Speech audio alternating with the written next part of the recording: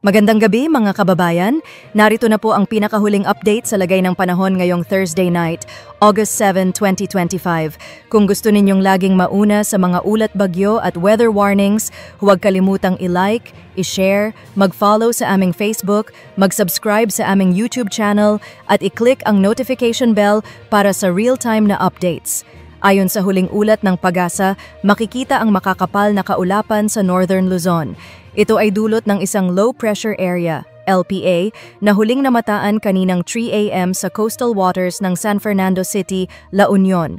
Inaasahang magdadala ito ng heavy rains sa Ilocos Region at Zambales area mula ngayong gabi hanggang bukas ng umaga. Sa kasalukuyan, kumikilos ito pakanluran at maaaring lumabas ng Philippine Area of Responsibility, PAR, sa pagitan ng Friday hanggang Saturday. Ayon sa Pag-asa, may binabantayan din tayong tropical depression sa labas ng PAR. Dati itong LPA ngunit lumakas ang hangin nito at ngayon ay isa ng bagyo. Sa pagtaya, hindi ito magdudulot ng malalaking epekto sa bansa sa ngayon, ngunit posible itong pumasok sa Philippine Sea at kung mananatiling bagyo, ay papangalanan itong bagyong Fabian. Umiiral pa rin ang southwest monsoon, habagat, sa malaking bahagi ng Visayas, Mindanao at Northern Bicol region. Bagamat hindi na ito kasing lakas ng mga nakaraang linggo, nakakapagbuo pa rin ito ng localized thunderstorms, lalo na sa mga lugar malapit sa bulubundukin. Ang fenomeno na ito ay tinatawag na orographic lifting, na siyang sanhi ng pagbuo ng mga ulap at pag-ulan. Sa Northern Luzon, Metro Manila, Central Luzon, Calabarzon at Mimaropa, maliban sa Palawan, asahan pa rin ang maulap na kalangitan at scattered rains and thunderstorms. Sa weekend scenario, ayon sa Pag-asa, kapag nakalabas na ang LPA sa PAR, posibleng bumuti ang panahon pagsapit ng Saturday hanggang Sunday morning, pero asahan pa rin ang localized thunderstorms sa hapon at gabi. Sa umaga, mas magiging maaraw at maaliwalas ang panahon.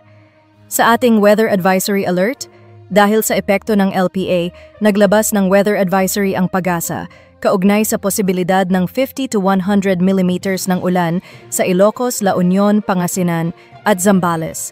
Kung nasa urban or mountainous areas kayo, posible ang biglaang pagtaas ng tubig, kaya mag-ingat sa flash floods at landslides.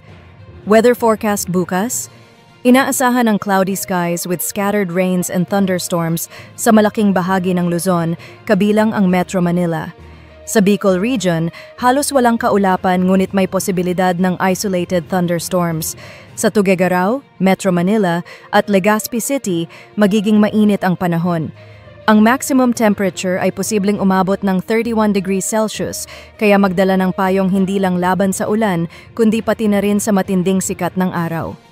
Visayas and Mindanao, asahan ang generally cloudy skies maliban sa Cagayan de Oro City at Davao Oriental, kung saan inaasahan ang mainit na panahon.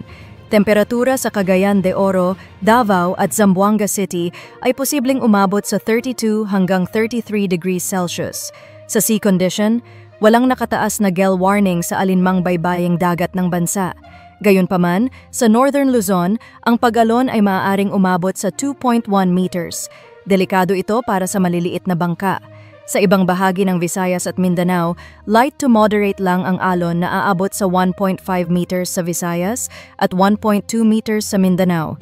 Sa ating 3-day outlook, Luzon, mainit na panahon mula weekend hanggang Monday, pero may tsansa ng localized thunderstorms sa hapon at gabi.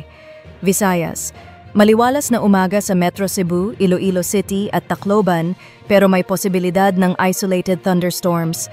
Mindanao, bahagyang maulap hanggang maulap ang kalangitan, may mataas pa rin na posibilidad ng localized thunderstorms.